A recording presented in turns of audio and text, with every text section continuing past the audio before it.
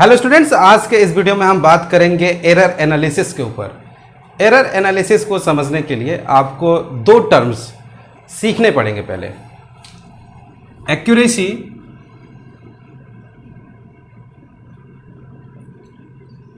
और प्रेसिशन।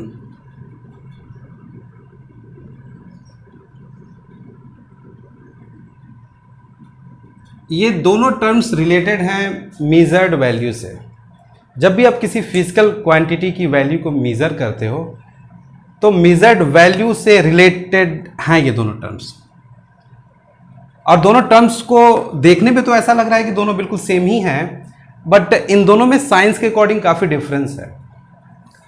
तो इन दोनों के पीछे की साइंस क्या है उसे समझने की कोशिश करते हैं।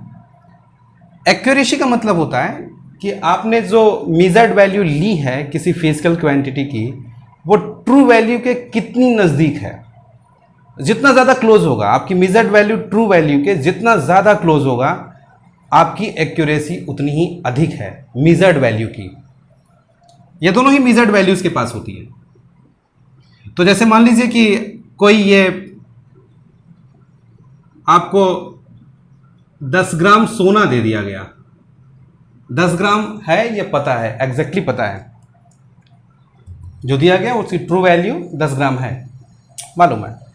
और आपसे कहा गया इसे मेज़र करिए। आप अपने किसी भी हथियार से इसको मेज़र करिए, किसी भी डिवाइस से मेज़र करिए, और मेज़र करके अगर आपने मेजर्ड वैल्यू 10.1 ग्राम बता दी आपने,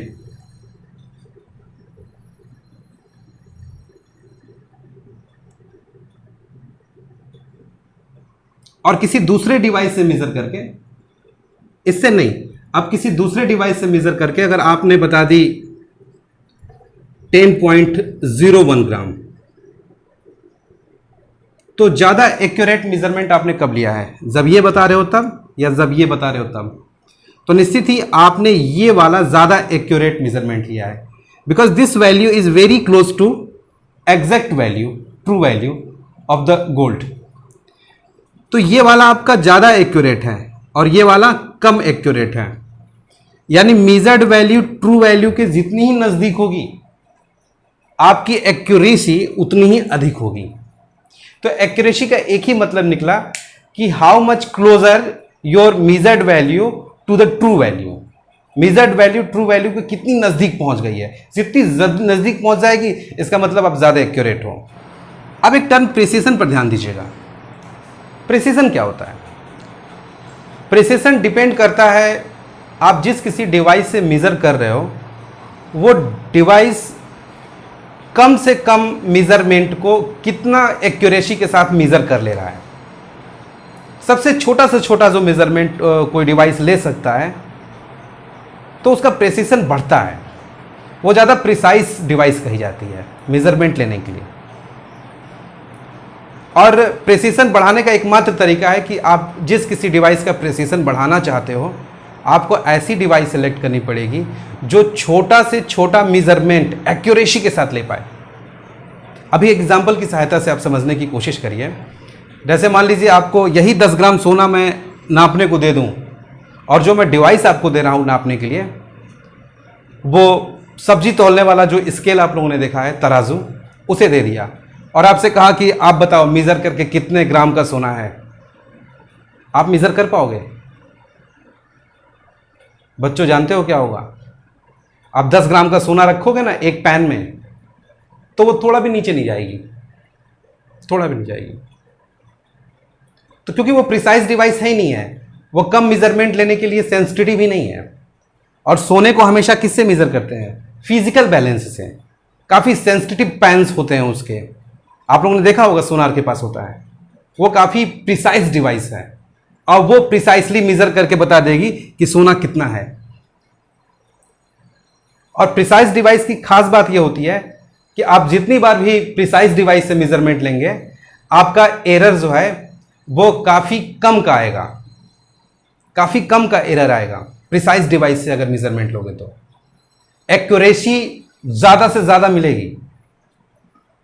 डिवाइस अगर प्रिसाइज यूज़ कर लोगे तो एक्यूरेसी ज़्यादा से ज़्यादा मिलेगी। इस बात को दिमाग में बैठा लीजिए।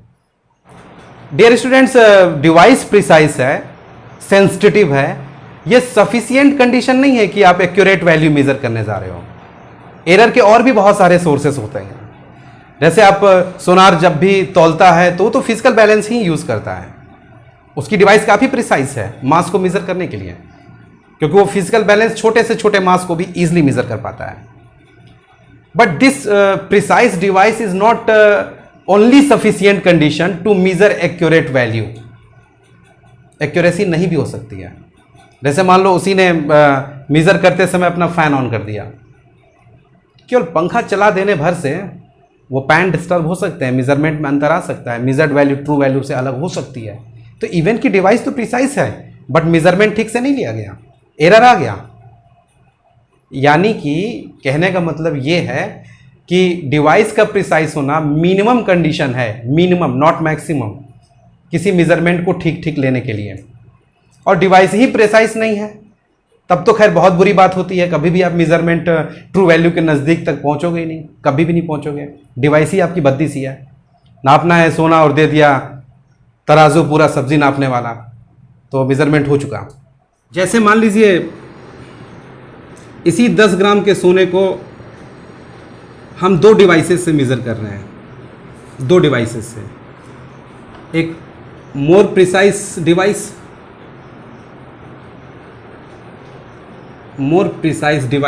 और यह है लेस प्रिसाइज डिवाइस। तो देखिए मेजरमेंट में किस तरह का अंतर आएगा। जो मोर प्रिसाइज होगा यानी काफ़ी सेंसिटिव डिवाइस मेजरमेंट लेने वाला, और एक लेस सेंसिटिव, सब्जी वाले तराजू की बात कर रहे हैं यहाँ पर, और यहाँ पर सोना तोलने वाले तराजू की बात कर रहे हैं, वो ज़्यादा प्रिसाइज है।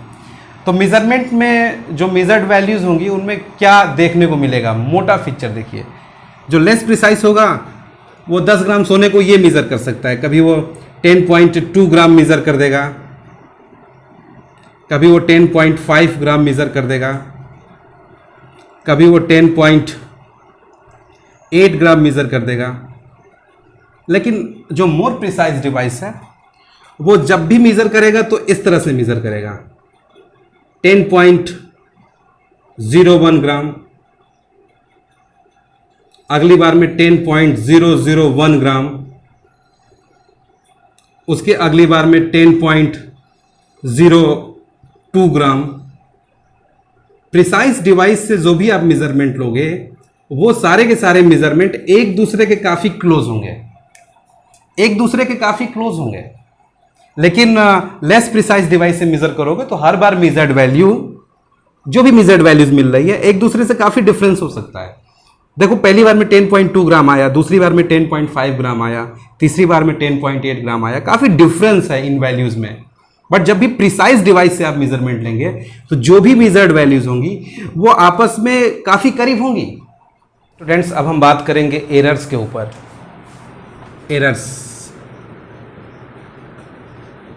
एरर्स का मतलब होता है गलती।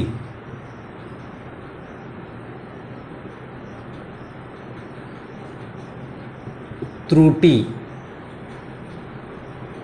भूल, ये सब एरर्स के मतलब होते हैं। और ये गलती क्या चीज होती है उसे समझिएगा। जो होना चाहिए अगर वो ना हो करके कुछ और हो गया तो दोनों के बीच में जो डिफरेंस है उसी डिफरेंस को हम लोग गलती कहते हैं, त्रुटि कहते हैं। जब आप किसी फिजिकल क्वांटिटी को मेजर कर रहे हो तो कभी भी ट्रू वैल्यू नहीं आती। मेजर्ड वैल्यू आपकी हमेशा ट्रू वैल्यू से अलग होती है। तो जितने का डिफरेंस होता है जो आपने नापा है और एक्चुअली जो वो है, दोनों के बीच में जो डिफरेंस है, that difference is called error. That means error को आप ऐसे कह सकते हो,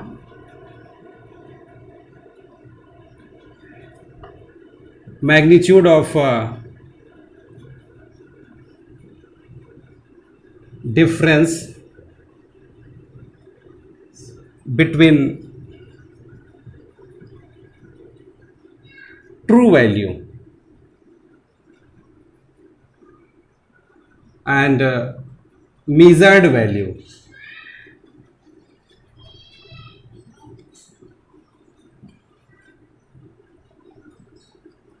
इज कॉल्ड एरर।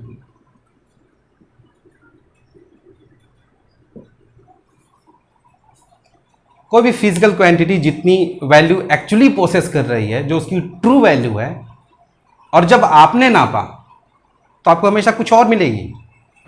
तो बच्चों, ट्रू वैल्यू जो किसी फिजिकल क्वांटिटी की है, एक्चुअली जो है, आप कभी भी नापोगे तो उतनी नहीं मिलेगी, कुछ ना कुछ गलती तो हो ही जाएगी, और आपके द्वारा मीजर्ड वैल्यू कुछ और आ जाएगी। जो तुम नापते हो उसको मीजर्ड वैल्यू कहते हैं। तो मीजर्ड वैल्यू और ट्रू वैल्यू के बीच में जो डिफरेंस है, that difference is called error. Dear students, जो ये एरर होता है वो दो टाइप का होता है मेनली। उन दोनों मेन डिफरेंसेस को समझने की कोशिश करिएगा। पहला होता है बच्चों सिस्टमैटिक एरर,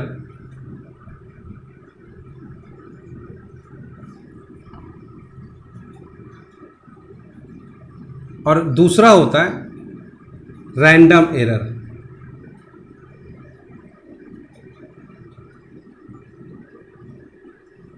तो रैंडम एरर पर मैं बाद में आऊंगा। सबसे पहले केवल सिस्टमैटिक एरर पर फोकस करिए कि यह सिस्टमैटिक एरर क्या होता है। स्टूडेंट्स, आपने जितनी बार भी अगर मेजरमेंट लिया, वो मेजर्ड वैल्यू हमेशा ट्रू वैल्यू के एक ही तरफ भाग रही है, चाहे राइट चाहे लेफ्ट, एक तरफ ही केवल अगर भाग रही है, तो such error is called systematic error. It means, मान लीजिए किसी फिजिकल क्वांटिटी की ट्रू वैल्यू, किसी लेंथ की, कोई स्केल है, उसकी जो लेंथ है 10 सेंटीमीटर है ट्रू वैल्यू, लेकिन आपने जो मेजरमेंट लिया वो इस तरह से लिया। पहली बार में नापा तो 10.1 सेंटीमीटर नापने पर आ गया, दूसरी बार में नापा तो 10.08 सेंटीमीटर आ गया, तीसरी बार में नापने पर 10.05 सेंटीमीटर आ गया, चौथी बार में नापा तो 10.07 सेंटीमीटर आ गया।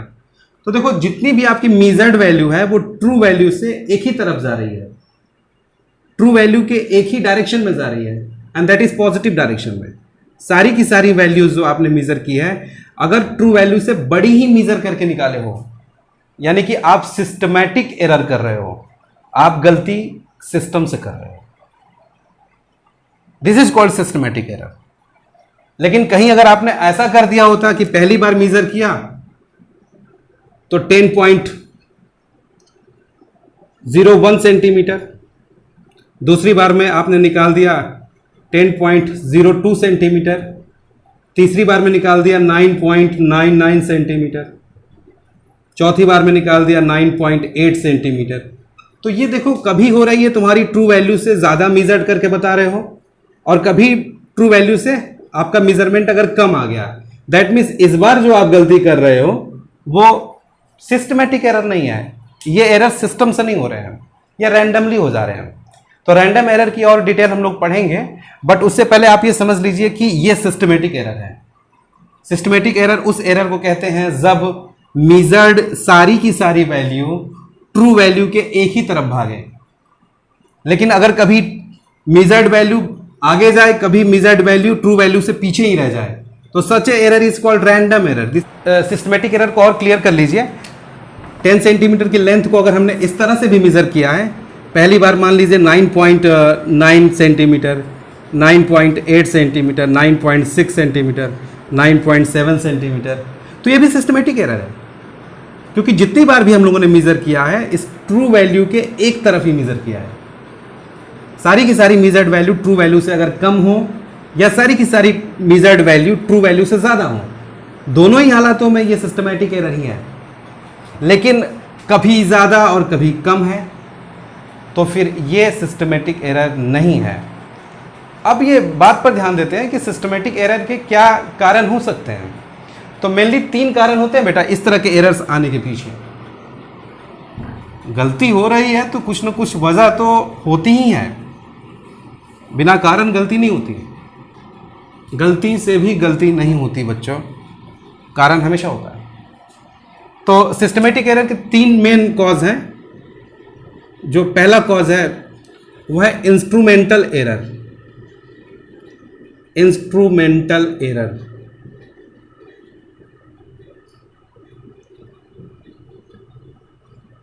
इंस्ट्रूमेंटल एरर का मतलब होता है आप जिस किसी डिवाइस से मेजर कर रहे हो, अगर वो डिवाइस ही डिफेक्टेड हो तो मेजरमेंट कहां से सही चलेगा।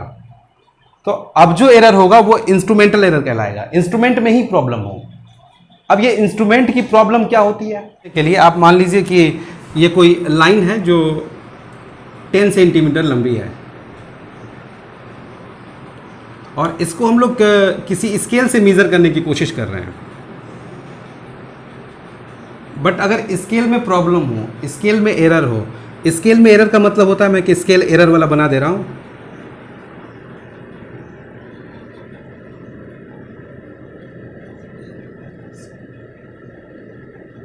स्केल थोड़ी लंबी कर दूं या मान लेते हैं बेटा इस स्केल से जब भी मेजर करोगे, देखो इस स्केल में प्रॉब्लम क्या है। प्रॉब्लम ये है कि ये स्केल 1 से स्टार्ट है, बाकी हिस्सा 0 से 1 तक का हिस्सा इसको चबा लिया गया। मान लो किसी ने खा लिया, चबा लिया, स्केल आप लोग चबाते रहते हो, तो 1 सेंटीमीटर इसका खा लिया। अब ऐसे चबे हुए स्केल से इसको मेजर करना है, तो कभी भी आप इस स्केल से जो नापोगे वो ज़्यादा नाप दोगे। सोच के देखिए, इसमें 1 सेंटीमीटर हिस्सा गायब है, तो जब इसके सामने रखोगे तो आप 1 ही सेंटीमीटर को 2 सेंटीमीटर मेजर कर रहे हो इससे अगर रीडिंग लोगे तो, जबकि 1 सेंटीमीटर का चबा हुआ है। तो अब तो एरर आके ही रहेगा, इंस्ट्रूमेंट में ही प्रॉब्लम अगर है तो। हमेशा आप इस स्केल से किसी भी डिस्टेंस को मेजर करोगे तो 1 सेंटीमीटर ज़्यादा मेजर करके रख दोगे। तो ऐसे ही एरर को आपको इंस्ट्रूमेंटल एरर कहते हैं, जब इंस्ट्रूमेंट में ही प्रॉब्लम हो। इंस्ट्रूमेंटल एरर का बहुत सारे एग्जांपल्स हैं। जैसे मान लीजिए आप किसी वोल्ट मीटर से वोल्टेज मेजर कर रहे हो और उसका पॉइंटर जो है वो 0 पे ना हो करके पहले ही 1 वोल्ट शो कर रहा है।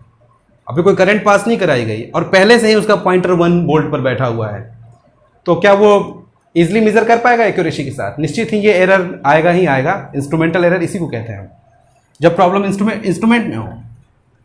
और ऐसे किसी भी डिवाइस से मेजर करोगे जिसमें डिवाइस की ही प्रॉब्लम हो, तो हर बार जो मेजरमेंट ले रहे हो वो ट्रू वैल्यू के एक ही तरफ जाएगी, इस बात का ध्यान रखना।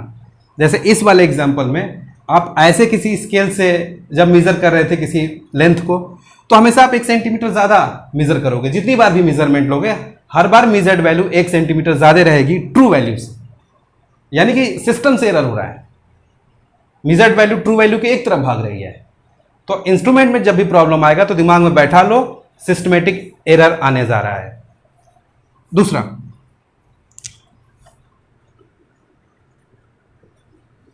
दूसरा है बच्चों इम्परफेक्शन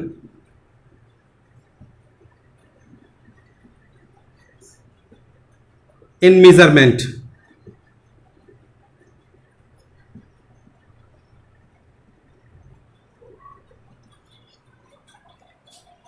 अब मान लीजिए मेजरमेंट कोई बंदा लेने जा रहा है और उसको मेजरमेंट का मेथोलॉजी पता ही नहीं, मेजरमेंट लेना कैसे चाहिए ये नहीं पता है, तो भी एरर आएगा।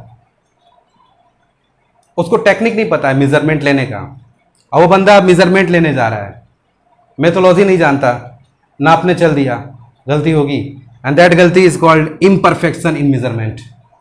जैसे एग्जांपल है कि थर्मोमीटर की सहायता से जब भी हम लोग बुखार को मेजर करते हैं तो थर्मामीटर हमेशा मुंह में रखना चाहिए, लेकिन कुछ लोग कहाँ रख देते हैं? आर्मपिट में।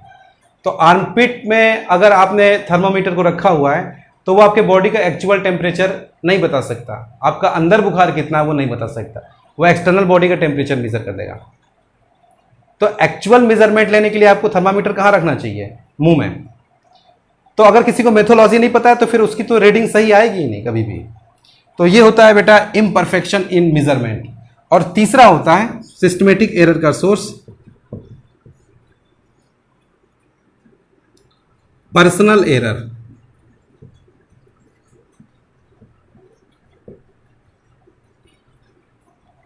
पर्सनल एरर का मतलब होता है कि बंदा ही बुरा हो, जो बंदा मेजरमेंट लेने जा रहा है वो बंदा ही बुरा हो, तो कभी भी सही रीडिंग नहीं ले सकता और एरर आके रहेगा।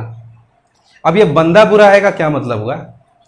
बंदा बुरा का मतलब ये होता है बच्चों कि उस बंदे को जैसे मान लीजिए वोल्ट मीटर से वोल्टेज को मेजर कर रहा है वो, तो जो पॉइंटर है वो है तो 2 वोल्ट पे, पॉइंटर है एग्जैक्टली 2 वोल्ट पे, बट वो पॉइंटर देख किधर से रहा है, वो देख रहा है पॉइंटर इधर से, तो जब भी वो इधर से देखेगा तो वो 2.2 वोल्ट पढ़ देगा। एग्जैक्टली पॉइंटर है मान लीजिए 2 वोल्ट पे, लेकिन उसको इधर से देखने की आदत है तो वो 2.2 वोल्ट देख सकता है। या फिर अगर उस बंदे को आदत है इधर से देखने की, इस साइड से, तो वो बंदा जो है वो 1.8 वोल्ट पढ़ सकता है। सही तरीका क्या है पढ़ने का? सही तरीका है बिल्कुल वर्टिकली अपवर्ड्स पढ़ना, तो फिर आप सही रीडिंग ले रहे हो। तो ये होता है बेटा personal error. Person to person जो शौक होते हैं उस शौक की वजह से भी गलती होती है। All these are called personal error. अब आप अगर चाहो तो इन तीनों एरर्स को दूर किया जा सकता है, ये कोई बड़ी समस्या नहीं है।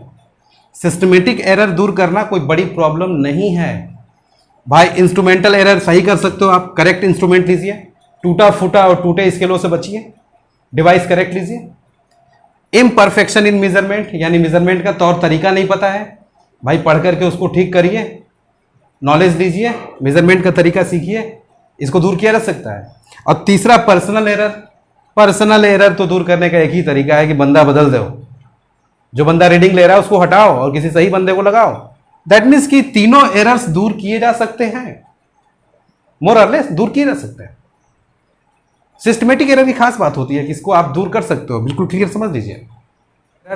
सिस्टमेटिक एरर में हम लोगों ने 3 सोर्सेस पढ़े थे, उन तीनों ही सोर्सेस को अगर आप रिमूव भी कर लें तो भी आपकी मेजर्ड वैल्यू ट्रू वैल्यू के बराबर नहीं आने जा रही है। और उसके पीछे रीज़न ये है कि आप सावधानियां कितनी भी बरत लीजिए, गलती तो होती ही है। ऑल दोज गलतीज are called random errors. Random errors का कॉज नहीं मालूम होता है। सिस्टमेटिक एरर का तो कॉज मैंने आपको बता दिया, उनको आप दूर भी कर सकते हो, कारण पता है तो उसको निवारण भी है। बट सारे के सारे सिस्टमेटिक एरर के सोर्सेस को दूर करने के बाद भी मेजर्ड वैल्यू ट्रू वैल्यू के बराबर नहीं आती, गलती होती है। एंड नाउ दीज गलतीज are called random errors.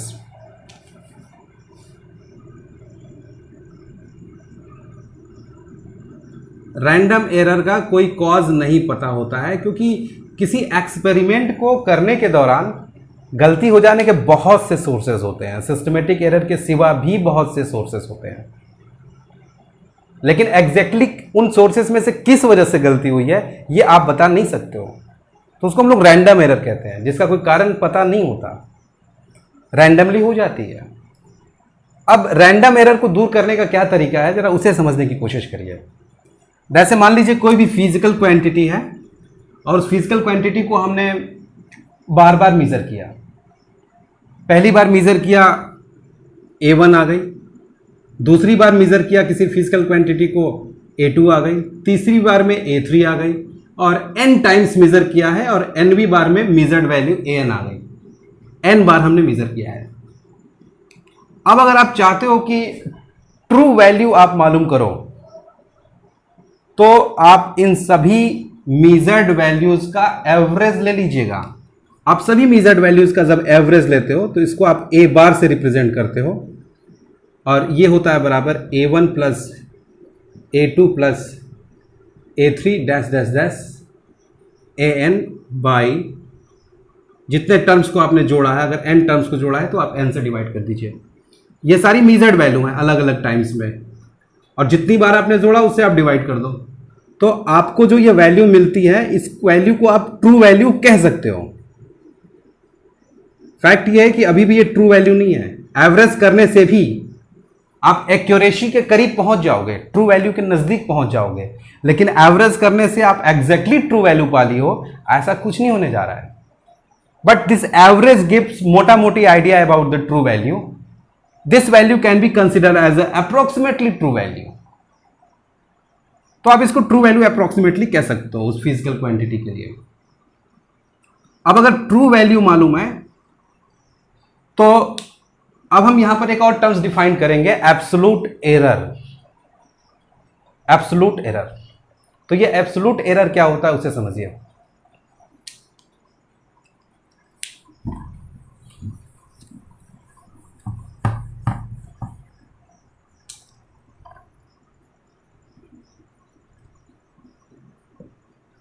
Absolute error.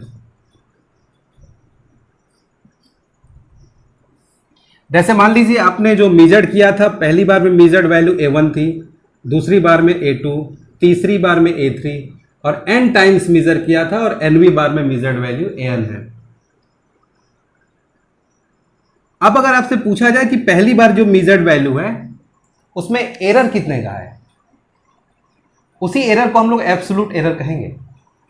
तो सिंपल सी बात है, पहली बार में अगर आप एरर मालूम करना चाहो तो एरर को आप डेल ए से रिप्रेजेंट करते हो। पहली बार मेजर्ड वैल्यू में अगर एरर मालूम करना है तो डेल A1।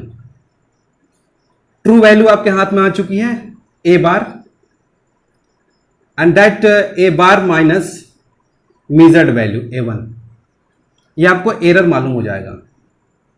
और एरर हमेशा पॉजिटिव ही लेते हैं, क्योंकि गलती का कोई सिंबल नहीं होता कि वो निगेटिव है कि पॉजिटिव है। गलती गलती होती है और उसका मैग्नीट्यूड केवल मीनिंगफुल है। गलती निगेटिव है कि गलती पॉजिटिव है, this is the vulgar thing. तो आप केवल उसे मैग्नीट्यूड को कंसिडर करते हो, तो इसका मैग्नीट्यूड जो भी होगा उसको हम लोग एरर कहेंगे, वो हमेशा पॉजिटिव ही होगा, मैग्नीट्यूड होगा। तो उसी तरह से दूसरी बार में अगर एरर मालूम करना है तो जो ट्रू वैल्यू है माइनस दूसरी बार मेजर्ड वैल्यू, दूसरी बार में आपका मालूम हो जाएगा कि कितना एरर आ रहा है। तीसरी बार का एरर अगर मालूम करना है तो ट्रू वैल्यू माइनस तीसरी बार measured value, and so on. NV bar में अगर आपको एरर पता करना है कि एनवी बार जो मेजरमेंट लिया था उसमें कितना एरर आ रहा है, तो फिर वही true value minus N V bar में मेजर्ड वैल्यू AN। तो ये क्या है, ये सब के सब एरर्स हैं जो हर बार के मेजरमेंट में हैं। All these are called absolute errors. तो absolute error is defined as a difference between true value and measured value, और उसका जब आप मैग्नीट्यूड लेते हो तो वो कहलाता है आपका एब्सोल्यूट एरर। मैग्नीट्यूड लेना पड़ेगा। अब चलिए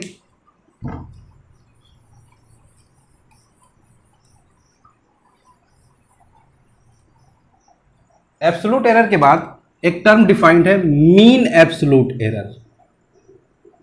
मीन एब्सोल्यूट एरर,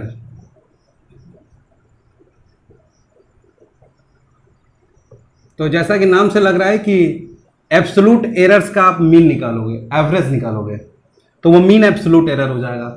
जैसा कि पहली बार में एरर आपका डेल A1 था, दूसरी बार में एरर डेल A2, nवीं बार में एरर डेल AN। सभी एरर्स का आप एवरेज ले लीजिए तो आपका मिल जाएगा सभी एरर्स का मीन, यानी एवरेज वैल्यू। और ये सब के एरर्स सब के सब पॉजिटिव लिए जाएंगे। एरर कभी भी निगेटिव नहीं लिया जाता, इस बात को हमेशा दिमाग में बैठा के रखिएगा।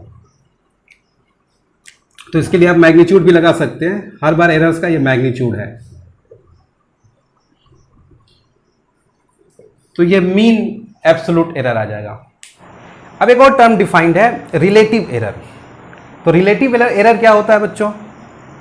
छोटे छोटे टर्म्स उन पे ध्यान दीजिएगा। Relative error,